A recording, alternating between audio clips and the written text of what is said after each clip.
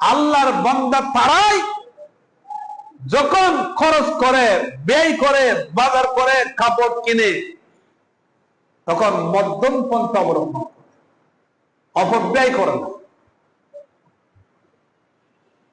এখন আমাদের দেশের এক শ্রেণীর মানুষ দেখবেন ঘরের মধ্যে সোলাও নাই, বাসন বাটিও নেই।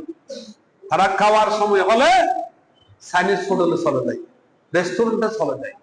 আর এক শ্রেণীর মানুষ আছে ঘরের মধ্যে 1 কেজি আলু আনিয়া আলু ভর্তা করে 10 জন খায়।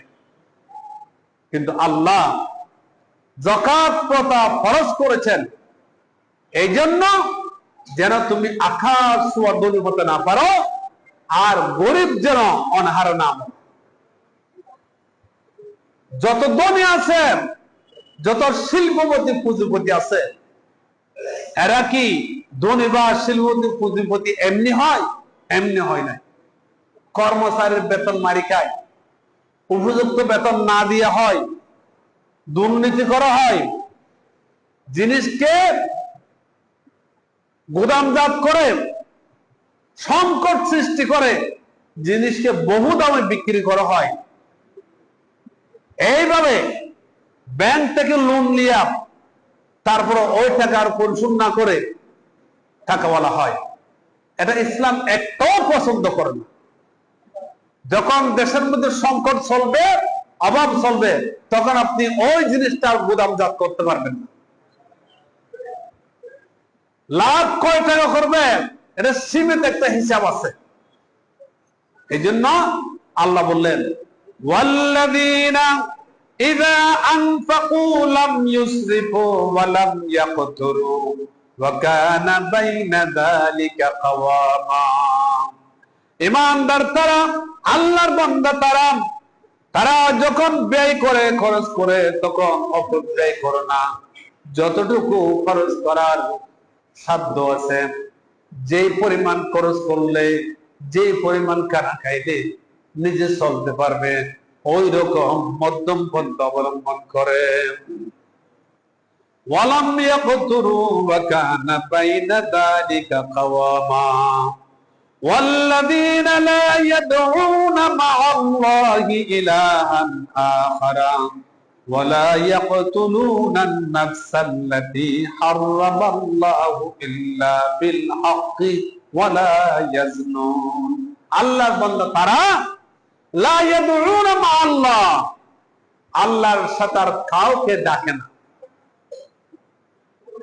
সর্বাবস্থায় সমস্ত কথায় একমাত্র আল্লাহর শুকরিয়া আদায় করে। আমাদের দেশে একটা জনসভা হলে যত বক্তা থাকে, প্রত্যেক বক্তারা একটা ব্যক্তির শুধু গুণ কীর্তন করে যায়, আল্লাহর শুকরিয়া আদায় করে। আল্লাহ বলে যে না,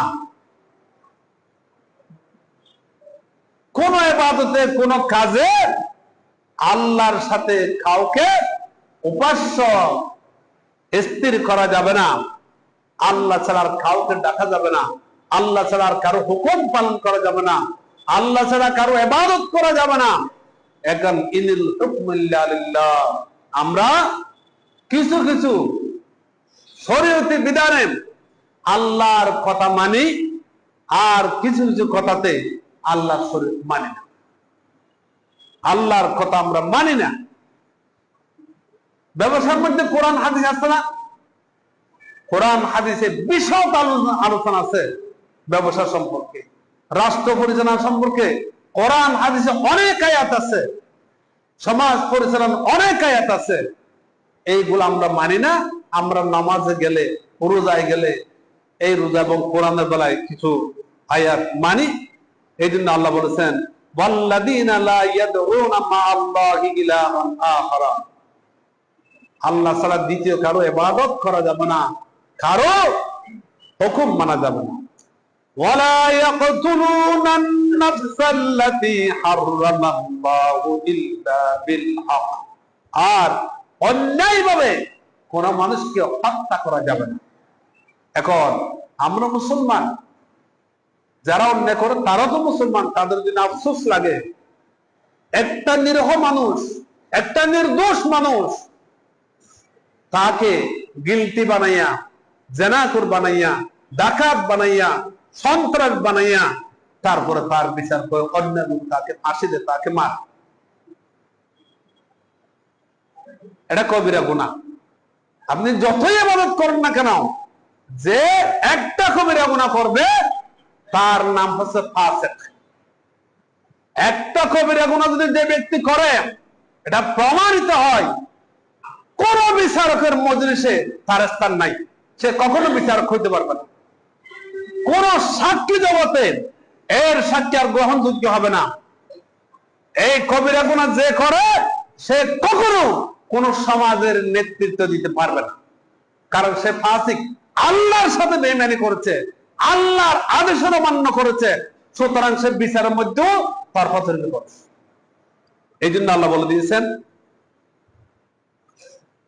ওয়ালা ইয়াকতুলুনা আন-নাফসাল্লাতী হারামাল্লাহু ইল্লা বিল হক। আল্লাহর বান্দা তারাই যারা অন্যায়ভাবে কোনো মানুষকে হত্যা করে না, মিথ্যা সাক্ষী দেয় না, মিথ্যা বিচার করে না। ওয়ালা ইয়াজনু, আর জিনা করে না। যে ব্যক্তি জিনাতে ধরা পড়েছে, এই ব্যক্তি কখনো আর সমাজের নেতৃত্ব দেওয়ার যোগ্যতা থাকবে না, সাক্ষী দেওয়ার যোগ্যতা থাকবে না, বিচারক বনার যোগ্যতা থাকবে না। কবিরা গুনাহ এমন একটা জিনিস, তা আমরা তো কবিরা গুনাহ জানি না। কবিরা গুনাহর সংখ্যা কয়টা বলছিলাম? 70টা। তার মধ্যে এখানে যেগুলো বলা হয়েছে, আল্লাহ ছাড়া অন্যর ইবাদত করা, অন্যকে ইলাহ হিসেবে সাব্যস্ত করা, এটা কবিরা গুনাহ, এটা শিরক। তওবা ছাড়া মাফ হবে না। অন্যায়ভাবে মানুষকে হত্যা করা, এটা কবিরা গুনাহ, তওবা ছাড়া তার গুনাহ মাফ হবে না। জিনা করা, এটা কবিরা গুনাহ, এই জিনা করা করলে তওবা ছাড়া আর মাফ হবে না। ওয়া মান ইয়াফআল যালিকা ইয়ালকা আতামা। আল্লাহ বললেন, এই কাজগুলা যারা করবে তারা জাহান্নামের লেলিহান অগ্নিতে নিক্ষিপ্ত হবে। নাউযুবিল্লাহ। তাহলে আল্লাহর বান্দা যে আপনি দাবি করেন, এটা কি আপনি দাবি করলে হবে? আমি বললে হবে? ইমাম সাহেব আপনাকে আল্লাহর বান্দা বলল, আপনার কাছে কিছু খাওয়ার জন্য, আপনি খুশি করার জন্য, কখনো হবে? হবে না। আল্লাহ রাব্বুল আলামিন আল্লাহর বান্দা হওয়ার জন্য যে বৈশিষ্ট্যগুলো বলেছে, আবার আমি আপনাদের সামনে সেগুলা বলতেছি। তারা কখনো জমিনের মধ্যে অহংকার নিয়ে চলতে পারবে না। অহংকারী তারা যারা আল্লাহর হুকুম, নবীর সুন্নাত, শরীয়তের সীমা লঙ্ঘন করে, তারা অহংকারী। এই জন্য তারা অহংকারী কখনো আল্লাহর বান্দা হতে পারে না। আল্লাহর বান্দা তারা যারা জমিনের মধ্যে নম্রভাবে চলে। আর যখন কোন ব্যক্তি, কোন মূর্খ ব্যক্তি তাকে উত্তেজিত করার জন্য, তিরস্কৃত করার জন্য বিভিন্ন কথা বলে, তখন সেই ব্যক্তি বলে, ওয়াকালু সালামা, আসসালামু আলাইকুম। ভাই, তুমি যা বলতো সেগুলো আমার মধ্যে নেই। এরপর হলে আল্লাহর বান্দা তারাই যারা রাত জাগিয়ে দাঁড়িয়ে দাঁড়িয়ে এবং বসে বসে ইবাদত করে। এখন তো রাত জাগিয়ে ইবাদত করাটা খুবই কঠিন ব্যাপার, কিন্তু ফজরের নামাজটা তো আমরা জামাতের সহিত পড়ি না। তাহলে ফজরের নামাজ যেখানে জামাতের সহিত পড়ে নাই, এই ব্যক্তি আল্লাহর বান্দা দাবি করতে পারবে? কারণ এক ওয়াক্ত নামাজ তরক করেছেন, কবিরা গুনাহ করেছেন। ওয়ামান তারাকাস সালাতা মুতাআম্মিদান ফাকাদ কাফারা। যে ব্যক্তি ইচ্ছাকৃতভাবে এক ওয়াক্ত নামাজ ছাড় দিল, সে কুফরি করলো। অপর ওয়াক্ত আসা পর্যন্ত সে কাফর থাকে, হে আল্লাহর বান্দা বলতে পারবে না। 2 নম্বর বলে, আল্লাহ জাহান্নামের অগ্নি থেকে, জাহান্নামের আযাব থেকে আমাকে মুক্তি দাও, এটা বলে বলে কান্না করে। আর যারা খরচের মধ্যে মধ্যম পন্থা অবলম্বন করে, অপব্যয় করে না, এরপরে যারা আল্লাহ ছাড়ার কাউকে ইলাহ হিসেবে, হুকুম দাতা হিসেবে, বিধান হিসেবে মানে না, তারাই আল্লাহর বান্দা। আর মানুষকে হত্যা করে না, হত্যার জন্য উস্কানি দেয় না, মিথ্যা সাক্ষী দেয় না, তারাই হলো আল্লাহর বান্দা। আর যারা জিনা করে না, তারাই হলো বান্দা। আর এই কাজগুলো যারা করবে তারা জাহান্নামের লেলিহান অগ্নি শিখে যাবে। এবার ইউদাআফ লাহুল আযাবু ইয়াওমাল কিয়ামাতি ওয়া ইয়াখলুদু ফীহি মুহানা। মুসলমান দাবি করে, কোরআনের অনুসারী দাবি করে, নবীর উম্মত বলে দাবি করে, যারা এই কাজগুলো করবে আল্লাহ বলে কাফেরদেরকে তারা এগুলা মানতো না, স্বীকার করতো না, তাদেরকে আমি এক গুণ শাস্তি দেব। কিন্তু তোমরা যখন মুসলমান বলে দাবি করিয়া তোমরা যখন এই কাজগুলা করবে আমি আল্লাহ তোমাদেরকে ডবল শাস্তি দেব। নাউযুবিল্লাহ। মুসলমানদের